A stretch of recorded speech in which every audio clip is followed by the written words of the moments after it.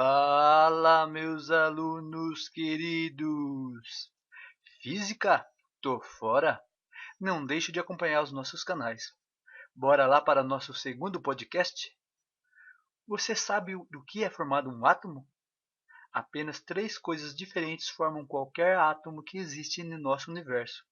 São eles: o elétron com carga elétrica negativa e muito leve, o próton com carga positiva e bem pesado, e o nêutron sem carga elétrica, mas com massa quase igual à do próton. Mas como eles formam um átomo? Venha conosco entender como foi a evolução do conceito de átomo. Num passado bem distante, lá com os gregos antigos, acreditavam que tudo existia era uma combinação entre quatro elementos da natureza: ar, fogo, terra e água. Porém, estudos científicos começaram por volta de 1803, quando o químico inglês John Dalton postulou as seguintes ideias do que seria um átomo. Primeira, toda matéria é formada de partículas fundamentais, os átomos. Segundo, os átomos não podem ser criados nem destruídos, eles são permanentes e indivisíveis. Terceiro, um composto químico é formado pela combinação de átomos de dois ou mais elementos em uma razão fixa. Quarto, os átomos de um mesmo elemento são idênticos em todos os aspectos.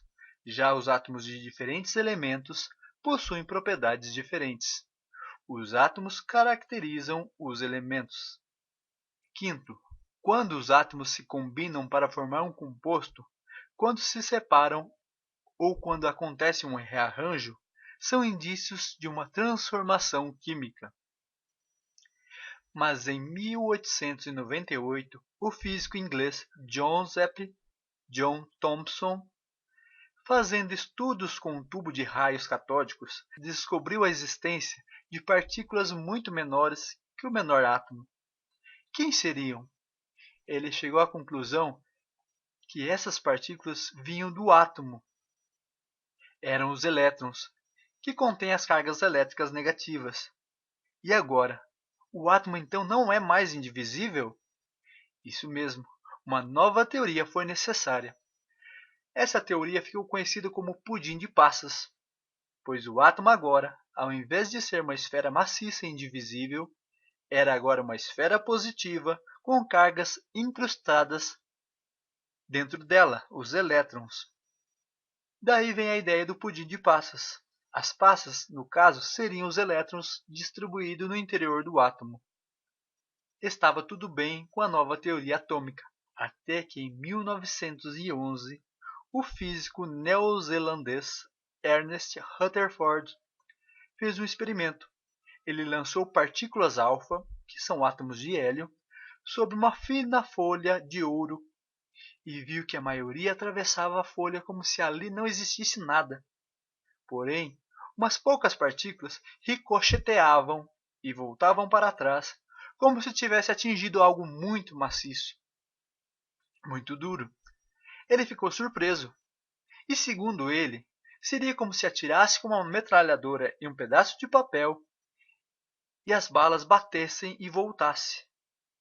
A conclusão só poderia ser uma: o átomo não é maciço, mas uma região de quase completo vazio, com um pequenino núcleo muito maciço, e ao redor deles estão os elétrons girando em órbitas, igual aos planetas orbitam o Sol.